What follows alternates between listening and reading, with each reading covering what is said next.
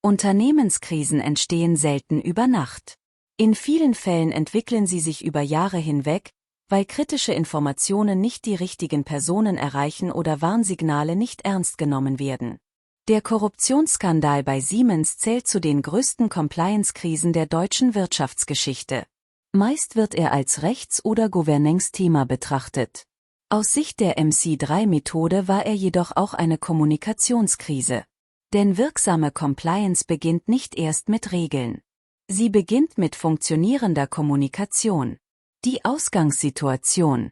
Im Jahr 2006 wurden umfangreiche Ermittlungen gegen Siemens wegen mutmaßlicher Bestechungszahlungen in zahlreichen Ländern eingeleitet.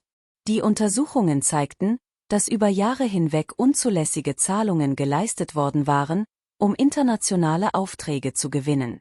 Die Folgen waren gravierend.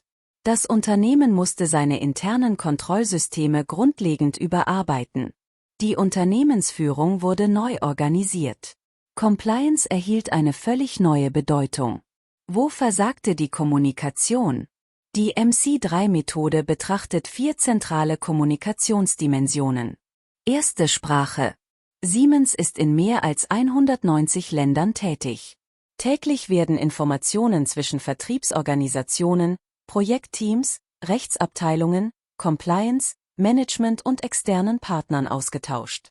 Begriffe wie Compliance, Risiko, Genehmigung, Geschäftsvermittlung oder Beratervertrag können in verschiedenen Ländern unterschiedlich verstanden werden.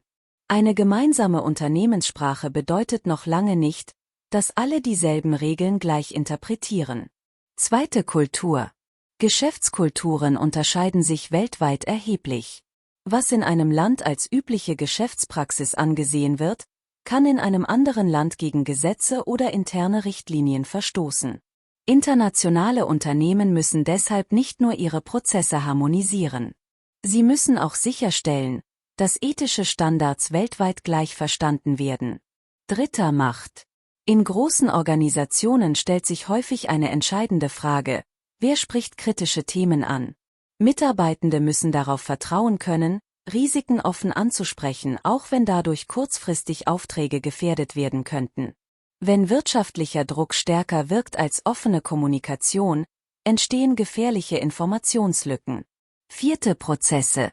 Ein Compliance-Handbuch allein verhindert keine Krise. Entscheidend ist, ob Informationen zuverlässig weitergegeben werden. Werden Verdachtsfälle gemeldet? Werden Hinweise ernst genommen? Werden Risiken länderübergreifend bewertet? Kommunikation ist deshalb ein wesentlicher Bestandteil jedes wirksamen Compliance-Systems. Die Folgen. Die Auswirkungen waren enorm. Siemens zahlte rund 1,6 Milliarden US-Dollar an Strafen und Vergleichen in Deutschland und den USA. Das Unternehmen führte weltweit neue Compliance-Strukturen ein. Interne Kontrollsysteme wurden umfassend modernisiert. Zusätzlich entstand erheblicher Reputationsschaden. Für viele internationale Unternehmen wurde Siemens anschließend zum Beispiel dafür, wie wichtig eine starke Compliance-Kultur ist. Die MC3-Lektion. Der Fall Siemens zeigt deutlich, Compliance ist nicht nur eine Frage von Vorschriften. Sie ist vor allem eine Frage der Kommunikation.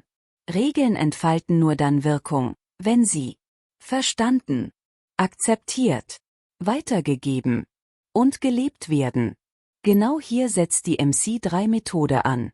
Sie untersucht 4 entscheidende Faktoren: Sprache, Kultur, Macht, Prozesse.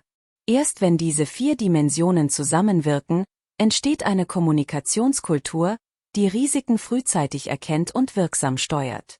Die entscheidende Frage lautet daher nicht: Verfügen wir über ausreichende Compliance-Regeln? Sondern: Ermöglicht unsere Kommunikation, dass Risiken früh erkannt, offen angesprochen und konsequent bearbeitet werden? Denn wirksame Compliance beginnt nicht mit einem Regelwerk. Sie beginnt mit einer Unternehmenskultur, in der Kommunikation als strategischer Unternehmenswert verstanden wird.